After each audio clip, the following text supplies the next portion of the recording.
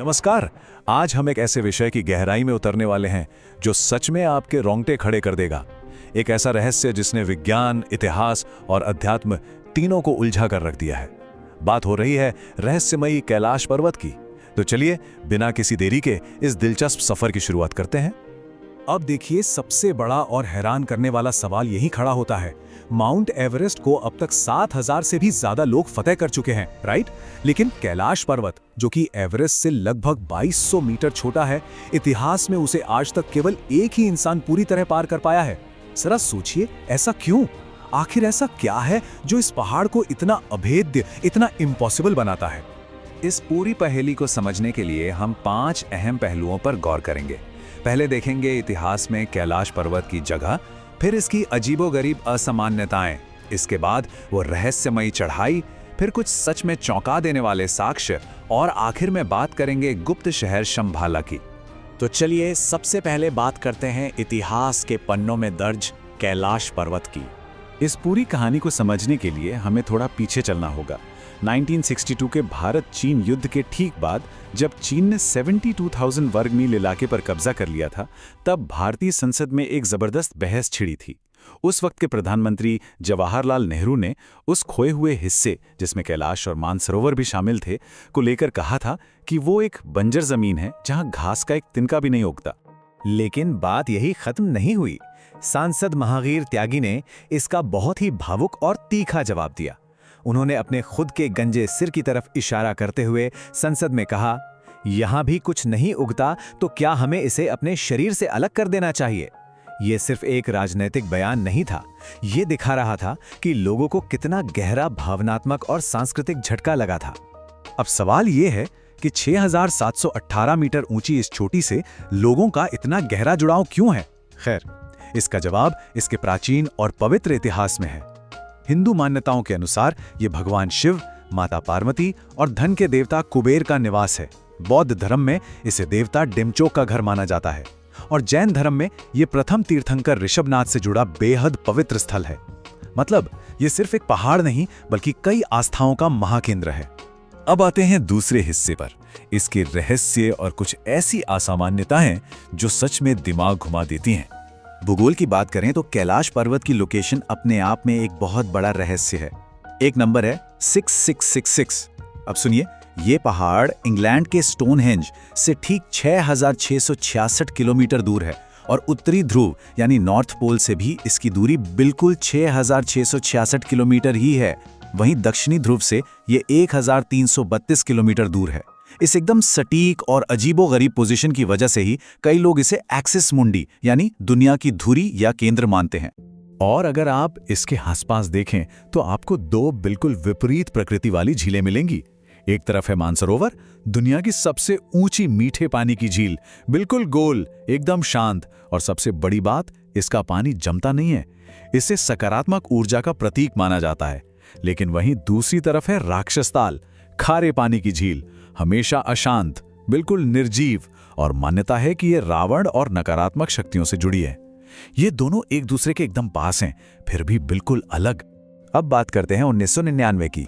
Doctor Ernst मुल्दाशिव के नेतृत्व में एक रूसी टीम वहां गई थी। उनकी किताब where do we come from में कुछ ऐसे दावे हैं जो सीधे तौर पर डराते हैं। उन्होंने दावा किया कि कैलाश असल में एक प्राचीन, इंसानों द्वारा बनाया गया विशाल पिरामिड है। उन्होंने पहाड़ के अंदर से अजीब फुसफुसाहट और पत्थर गिरने की आवाजें सुनने की बात भी कही। लेकिन सबसे डरावना था रैपिड एजिंग यानी तेजी से उम्र बढ़ना। जो बाल और नाखून बढ़ने में हफ्ते लगते हैं, वो वहां महज 2 दिनों में बढ़ गए।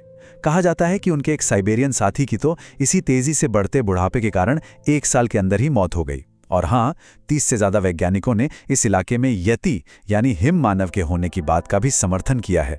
तो चलिए अब तीसरे पहलू की तरफ बढ़ते हैं, इसकी वो रहस्यमयी चढ़ाई जिसे आज तक कोई पूरी तरह डिकोड नहीं कर पाया।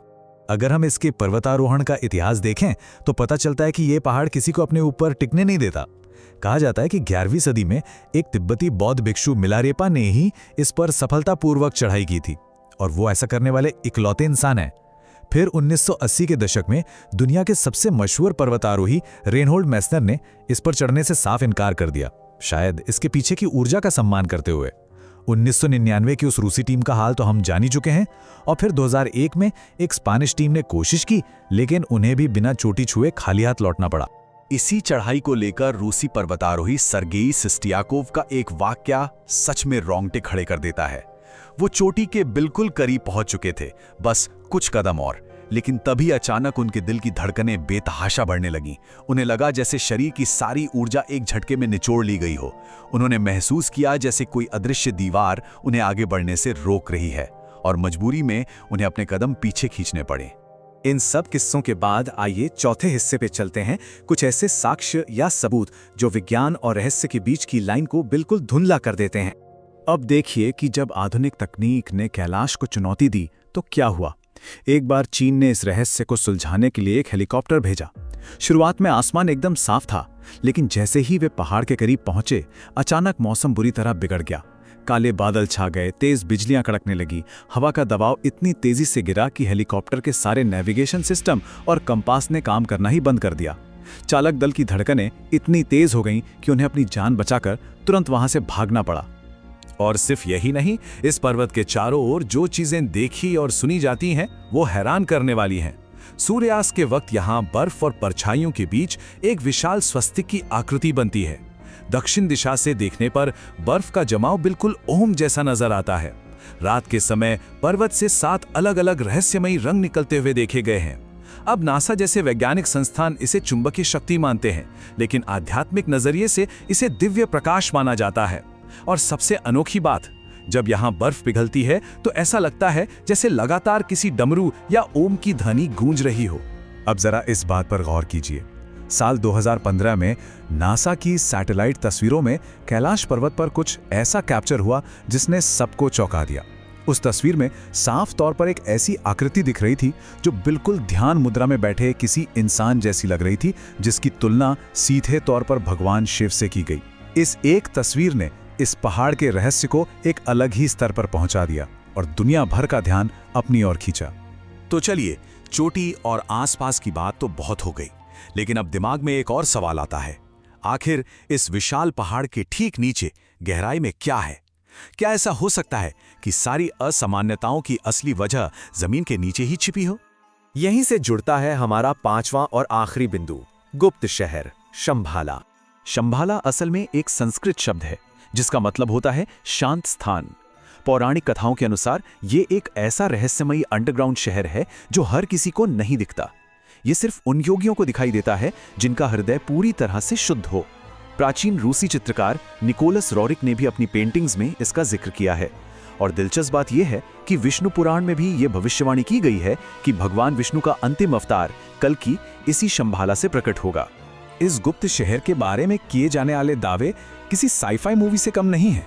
कहा जाता है कि यहाँ हनुमान और अश्वत्थामा जैसे अमर प्राणी आज भी रहते हैं।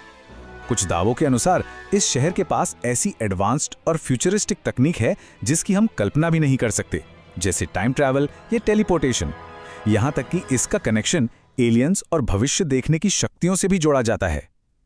हालांकि ये सब पौराणिक दावे हैं जो विज्ञान के पैमाने पर साबित नहीं हुए हैं, लेकिन फिर भी ये कल्पनाओं को एक नई उड़ान जरूर देते हैं। तो अंत में एक बहुत ही गहरा सवाल हमारे सामने खड़ा होता है। महाभारत में भी ये बताया गया है कि पांडवों ने इसी पर्वत से स्वर्ग की सीढ़ियां चढ़ने की कोशिश की थी। तो क्या कैलाश पर्वत महज एक शानदार भौगोलिक अजूबा है, या फिर इंसानी सीमाओं और उस अनजान दुनिया के बीच का इकलौता पुल? विज्ञान और अध्यात्म के बीच का ये रहस्य शायद इतनी आसानी से ना सुलझे। आपको क्या लगता है? खैर, इस चर्चा में हमारे साथ बने रहने के लिए बहुत बहुत शुक्रिया। मिलते हैं अगले विश्लेषण में।